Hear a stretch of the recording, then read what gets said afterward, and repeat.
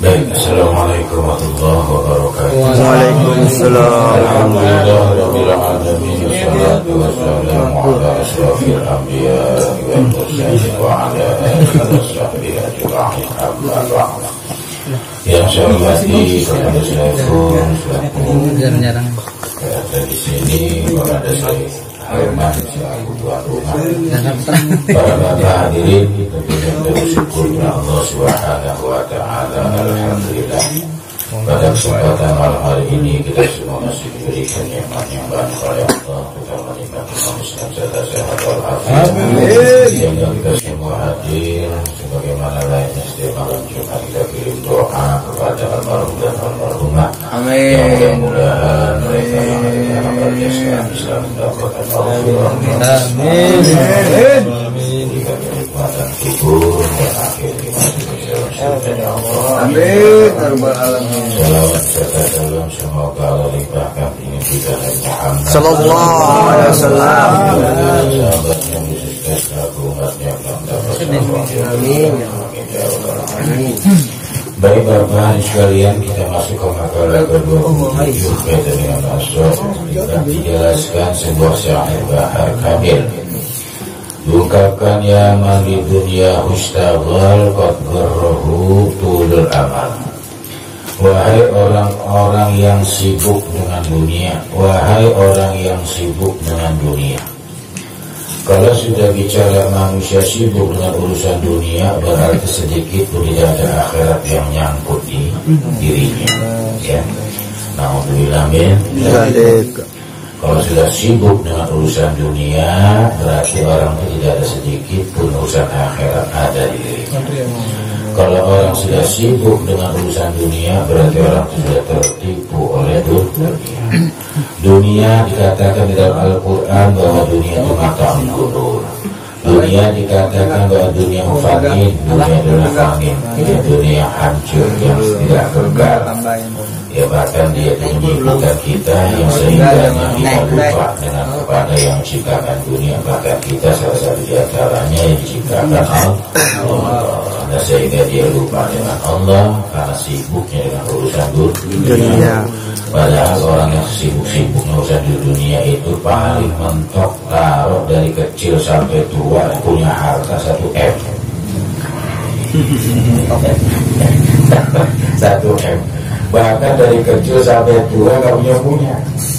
Ya, kalau dipikir-pikir coba ya Allah renungkan, Pak, itu dunia. Sehingga kita rugi. Manakala manusia itu hanya dunia aja pikirannya, ya. Makanya kita harus imbang sesuai dengan doa kita, Rabbana atina fid dunya hasanah wa fil akhirati hasanah wa qina adzabannar. Ternyata itu juga nggak imbang, ya. Masih banyak rupanya kita ini, ya, yang lebih banyak urusan dunianya dibanding akhiratnya. Kemarin sudah kita hitung-hitung cuma dapat berapa jam dalam urusan ibadah dalam 1 bulan, ya. Ternyata selebihnya 11 jam itu kalau dipikir Allah menciptakan 24 jam, ya, sehingga cuma 11 jam yang terpakai urusan akhirat. Itu pun hitungannya 1 bulan. Berarti yang 29 hari 13 jam itu semua isinya dunia. Kalau dibanding tambah tidur kalau tidak tercatat, ya, sebab tidur itu tidak dikaitkan hukum, maka tidak ada dosa orang kalau dia tidur. Makanya kalau kita pengen nggak punya dosa dari pagi sampai ketemu malam, pagi lagi tidur. Kalau kita nggak punya dosa, tapi tetap tidurnya harus dibarengin. Maksudnya ibadah kepada Allah. Ini yang cocok kalau di bulan Ramadan pas, ya. Setelah batal nggak? Ya enggak, cuma kembali lagi, ya.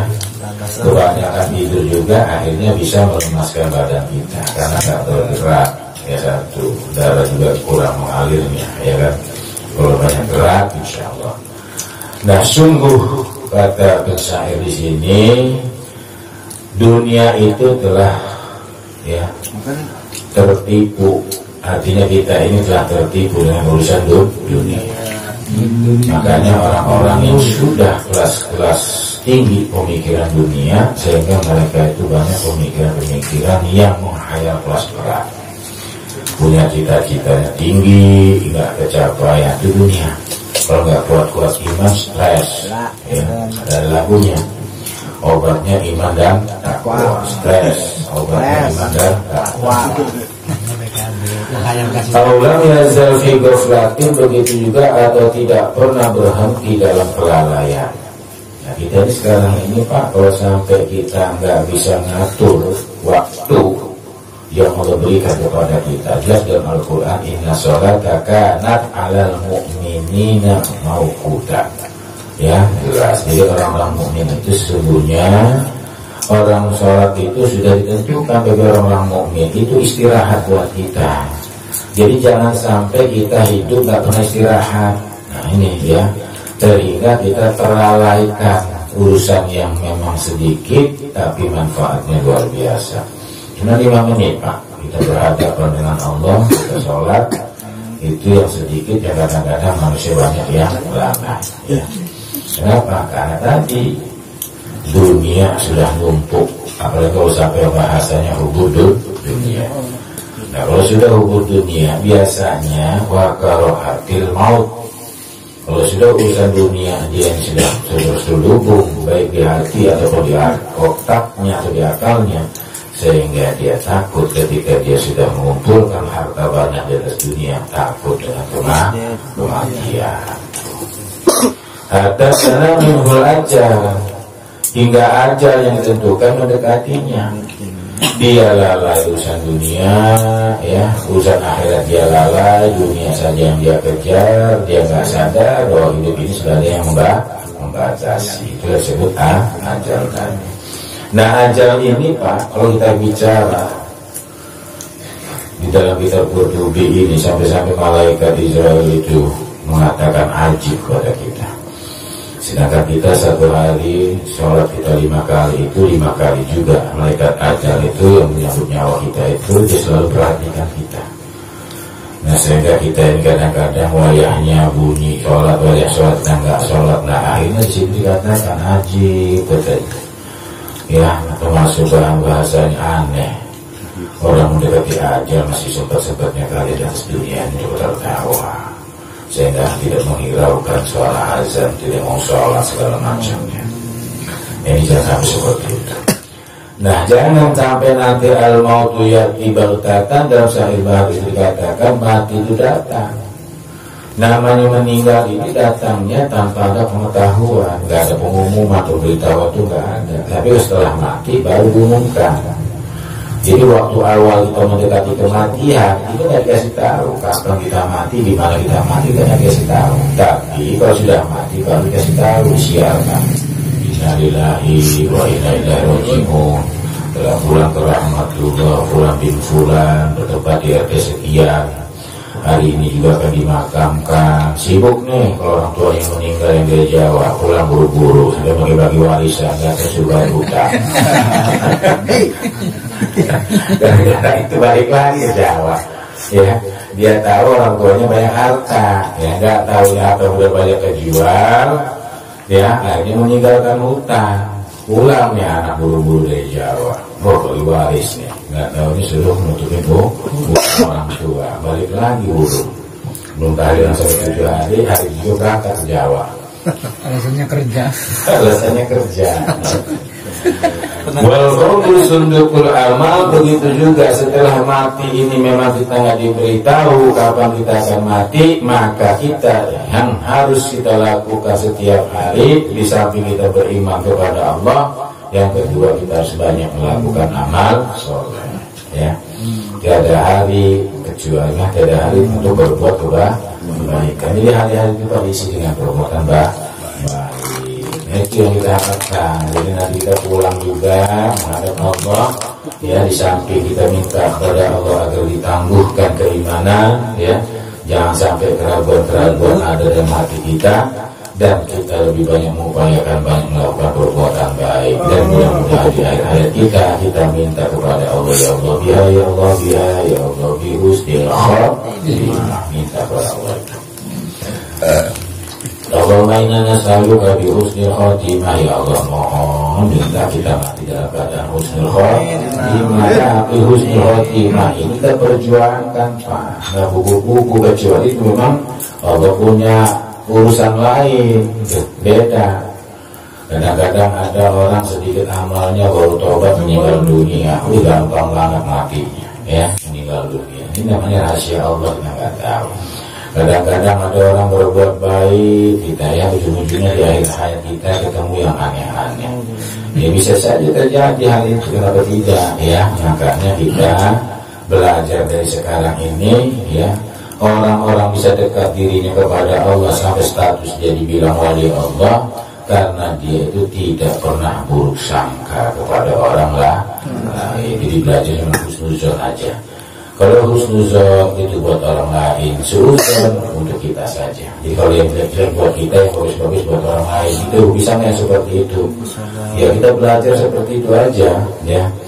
Cuma kadang-kadang kita waktu sadar mungkin bicara ini, sadar kadang timbul lagi setan, Pak, yang membangkitkan setan juga suka seperti itu sehingga terjadi ucapan, perbuatan yang kadang-kadang kita tidak akan disadari bahwa kita sedang disetir oleh setan. Setan itu paling gampang, paling pintar mengupayakan. Maka setan itu hanya tugasnya merayu, mengganggu, bersetan, ya. Nah kalau kita sudah sadar buat perbuatan setan, maka kita dilazimkan untuk membaca kalimat-kalimat thayyibah. Ya kalau misalnya istighfar kepada Allah, kalau kita dengan manusia saling memaafkan. Jadi nggak ada bahasanya orang musuh kalau bertahun-tahun itu nggak ada. Apalagi siapa yang musuh 7 turunan, musuh 3 hari aja. Haram baik orang lain, apa istri juga nggak boleh, ya. Makanya bisa ranjang itu nggak ada lama-lama. Bisa ranjang bertahun-tahun, bisa ranjang masih seharian, ya. Jadi kalau bisa musuh sama istri itu buat catatan, musuh jangan lama-lama buat 3 hari, kedua sehari kebaikan. Gitu, jadi nggak ada yang sampai berlama-lama. Kalau bahasanya itu putih dapat tali namanya, itu tergantung kalau orang kadang, ya, nggak keputusan. Nah sedang kubur itu sundukul amal. Nah kalau sudah bicara sundukul amal berarti yang namanya kuburan ini peti amal, ya, peti amalan maksudnya. Bukan peti amal yang kita setiap Jumat rombol lewat kita isi 5.000, 10.000, itu bukan. Maksudnya kubur satu tempat, yang tempat ini nanti kembali orang yang dikubur ini pasti punya amal. 2 amalnya, amalan dia. Kalau nggak baik buruk sudah. Kalau baik dapat kenikmatan, kalau dia buruk maka dia akan dapat azab Allah.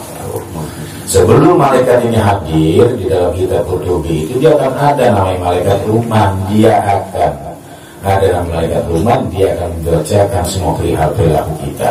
Nah itu nanti tertulis di kain kafan itu. Bahkan sebelum beliau datang, amal kita dulu yang datang. Kalau amalnya baik dia menyerupakan orang yang bagus. Amal yang gak baik, tambah parah, sampai-sampai dia gak kenal dengan amalnya, ya. Akhirnya amal itu sendiri yang mengatakan bahwa ini adalah amal kamu, ya. Nah amal-amal yang seperti ini, Pak, memang kita ini kadang-kadang apa ya, kalau dipikir remehin, ya. Bacaan istighfar itu jangan diremehkan, bacaan sholawat Nabi jangan diremehkan. Paling enggak kita ini harus ada Pak dibaca, ya. Yang lebih baik di dalam sholat ataupun di luar sholat. Apalagi kalau kita punya amalan baca Quran, ya. Kulhu itu jangan diremehkan, walaupun sedikit. Ya sudah, itu surat yang bisa memberikan cahaya pelita kita nanti di akhir kiamat. 2 ayat ini diantaranya Al-Baqarah dan Al-Imran. Ini harus dibaca. Ya sudah, itu surat apa lagi? Kulhu Allah itu surat Al-Kafirun itu dibaca. Nggak apa-apa ya amal-amal seperti itu. Cuma kadang-kadang kita tadi, walaupun kita nggak buka Al-Quran, minimal terus dibaca. Walaupun kita udah hafal, apalagi enak. Qul huwallahu ahad, Allahu samad.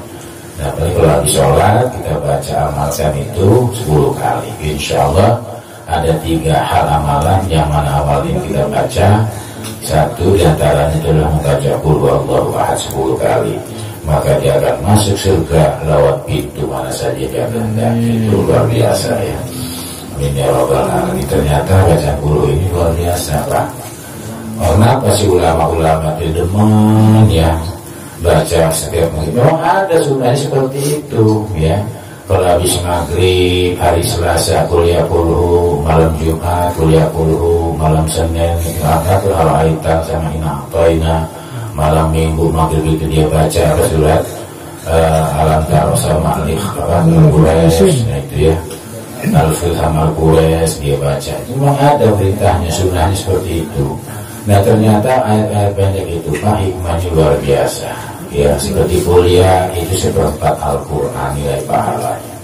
Seperti surat Idza Zulzilatil Ardu Zilzalaha itu setengah Al-Quran yang kita miliki. Kalau kita baca Al-Fatihah Pak, jangan dibilang Al-Fatihah itu nggak gede, 2/3 Al-Quran itu nilai pahalanya ya. Makanya wajar Al-Fatihah itu yang fa'u Godok Robi, jadi bisa mencegah dari murkanya Allah. Ternyata itu Al-Fatihah luar biasa. Maka di dalam keterangan hadis itu Al-Fatihah dari bandingan surat-surat yang lain dinomor-satukan ya, karena diantaranya dia bisa menghindari dari murkanya Allah Subhanahu wa ta'ala. Apalagi kulhu sepertiga Al-Quran, Yasin itu sama Pak dengan kita membaca khatam Quran di surat Yasin itu. Maka kalau kita baca Yasin luar biasa, sama saja kita mengkhatamkan 2 kali baca Al-Quran di surat Yasin. Maka kalau ada yang bilang Yasin jangan ngejek, nggak boleh. Kita kalau nggak baca sudah, jangan komen. Sebab Al-Quran itu walaupun gimana juga Quran seperti Yasin ini ada surat pilihan. Sebelum dunia 2 tahun Allah ciptakan, ini Al-Quran yang namanya surat Yasin sudah dibaca sama siapa? Allah Subhanahu wa ta'ala. Sampai nanti ahli-ahli surga itu ada 3 Pak surat yang ditemani nanti ya. Al-Yasin, surat Toha, sama surat Ar-Rahman. 3 surat itu. Jadi kalau kita mau menjadi orang kaya Pak, ingat baca surat apa itu? Waqi'ah, ya surat Waqi'ah, jadi orang kaya. Kalau Bapak kepengen terhindar dari siksa kubur, baca Al-Mulk. Sudah ada semuanya, tinggal kitanya aja yang mengamalkan atau tidak ya. Kadang-kadang kita ini licik Pak. Sering saya perhatikan orang kaya itu sama orang miskin perbedaannya di mana? Kalau di Al-Quran semua itu cobaan ujian ya. Tinggal tergantung manusianya.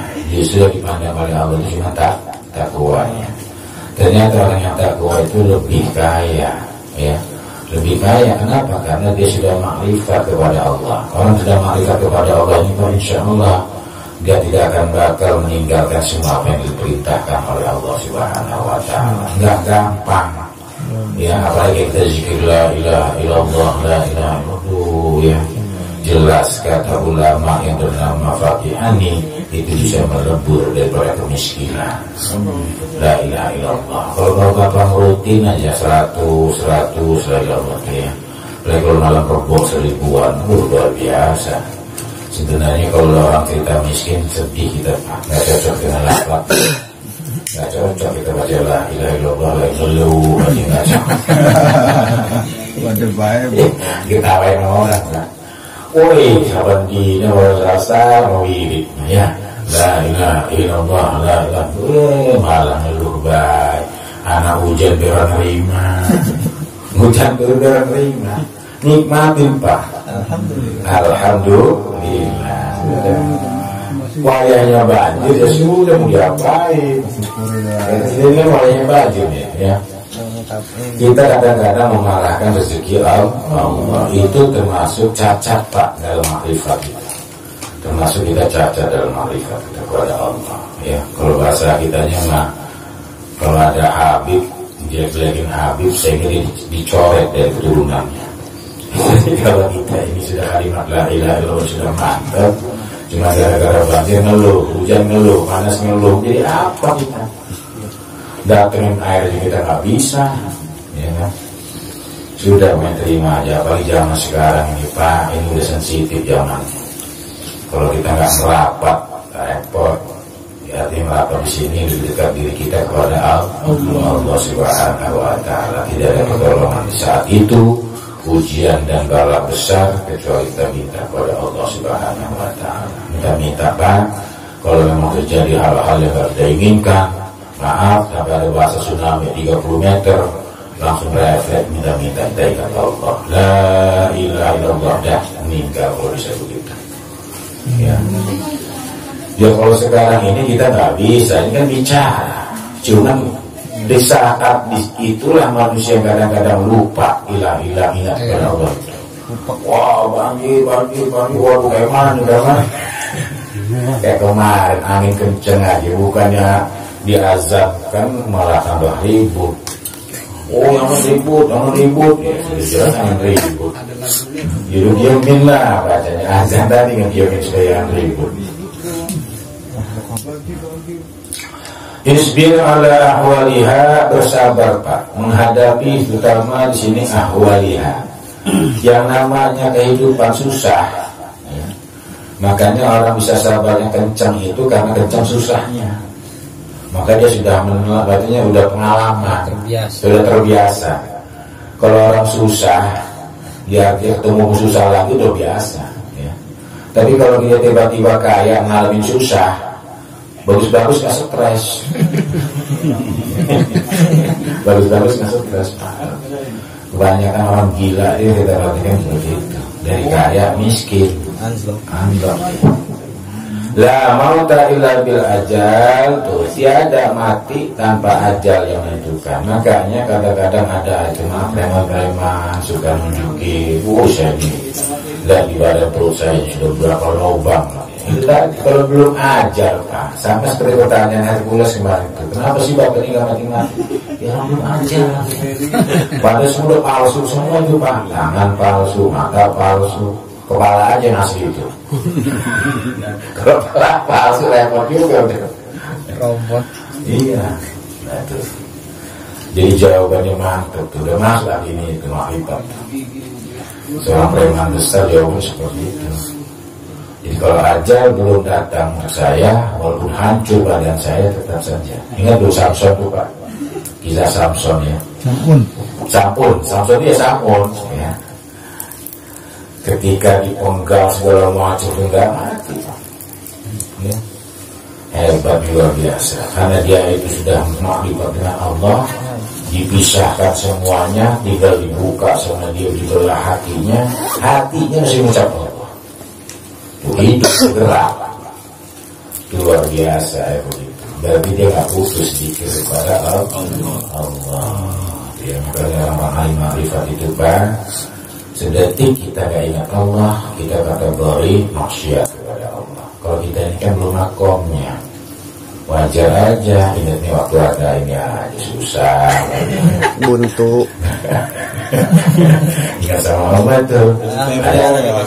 Ada kematian, meninggal, ini seminggu kali entek juga. Orang sholat mandi maksudnya. Ya kembali Pak ya. Semua ini kembali kepada kita. Kita sudah diberi jalan oleh Allah di dalam Al-Quran jelas. Yang baik ya begini jalannya, yang buruk ya begini jalannya. Tinggal kita.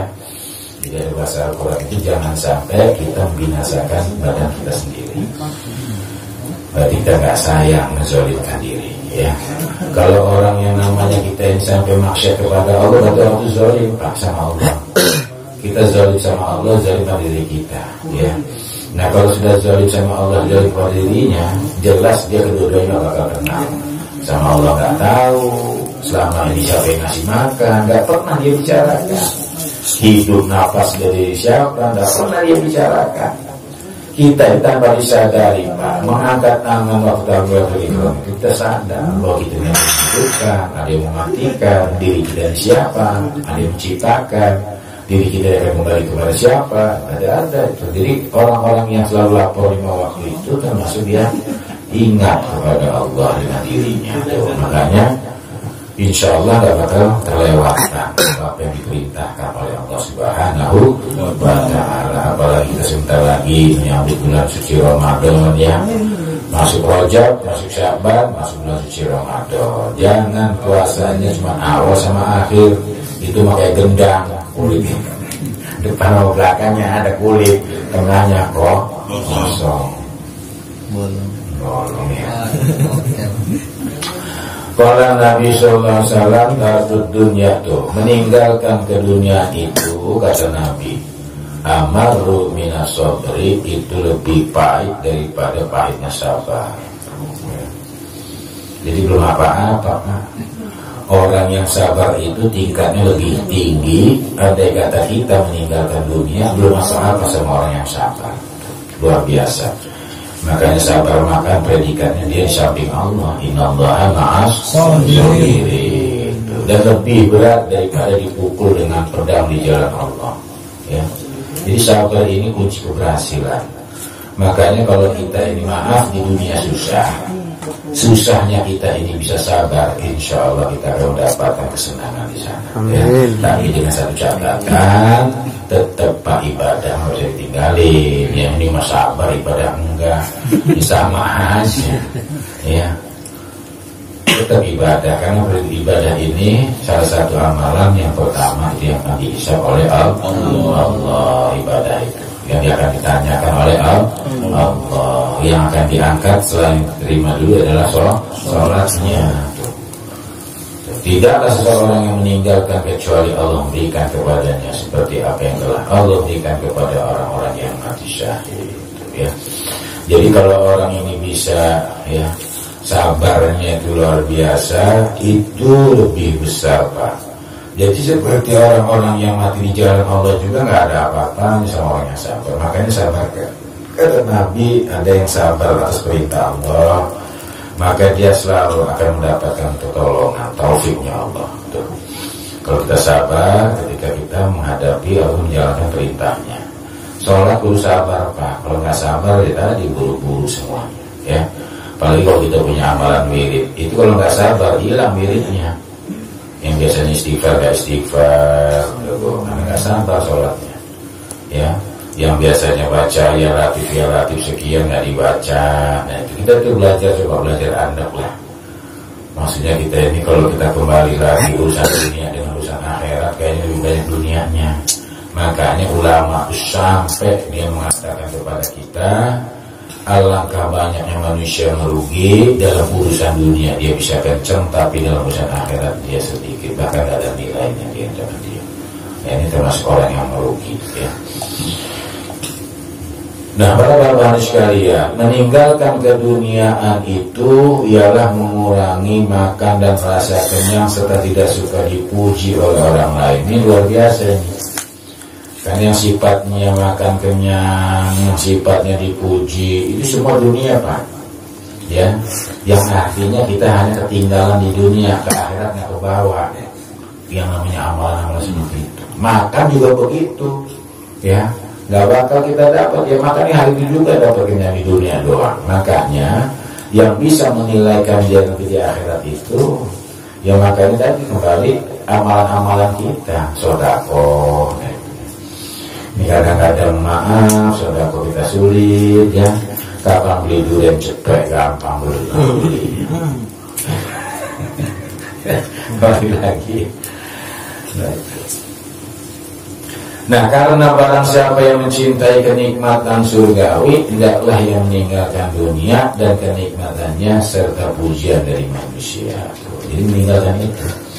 Jadi kalau kita ingin mendapatkan kenikmatan surga, putuskan meninggalkan dunia. Ingat, kalimat meninggalkan dunia ini bukan dalam arti orang enggak mau urusan dunia, karena dunia ini tempatnya, tempat kita untuk mencari kehidupan, ya. Tapi harus kita atur maksudnya, ya. Untuk sarana ibadah, ya gimana kalau kita, kecuali kalau makomnya beda, ya. Walaupun di rumah banyak yang datang, ya beda. Ya, kalau mereka itu harus maisha, Pak, dicari.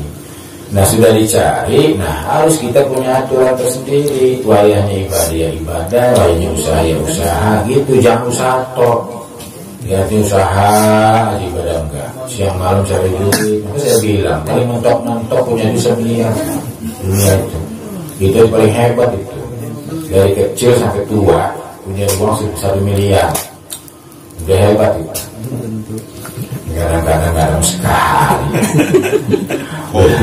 Bapak nisan yang aku beli berarti. Buat BRT. Dan kenikmatan serta pujian dari manusia ini harus dihilangkan ya. Memang benar semua ini kembali lagi saat-saat kita ingat mungkin bisa kita terhindar hal-hal yang kira-kira dipuji dengan manusia, tapi saat kita lalai setan itu masuk, kita nggak bisa dari. Maka bisa kita ingat kalau memang itu yang mengakibatkan bisa menggugurkan amal ibadah kita, cepat-cepat istighfar kepada Allah Subhanahu wa Ta'ala. Saya rasa itu saja. Tuhan Yesus yang maaf. Akhir kalam. Assalamualaikum warahmatullahi wabarakatuh. Allahumma sholli wa sallim ala sayyidi wa habibi wa qalbi wa jasadi wa ruhi sayyidi Rasulillah Muhammad ibni Abdillah as-salikil amin wa ala alihi wa sahbihi ajma'in. Allahumma salli wa sallim ala sayyidi wa habibi wa tabibi qalbi wa jasadi wa ruhi sayyidi Rasulillah Muhammad ibni Abdillah as-salikil amin wa ala alihi wa sahbihi ajma'in. Allahumma salli wa sallim ala sayyidi wa habibi wa tabibi qalbi wa jasadi wa ruhi sayyidi Rasulillah Muhammad ibni Abdillah as-salikil amin wa ala alihi wa sahbihi ajma'in. Allahumma sholli wa sallim wa barik alaihi. Sallu alaihi wa ala alihi. Allahul azim.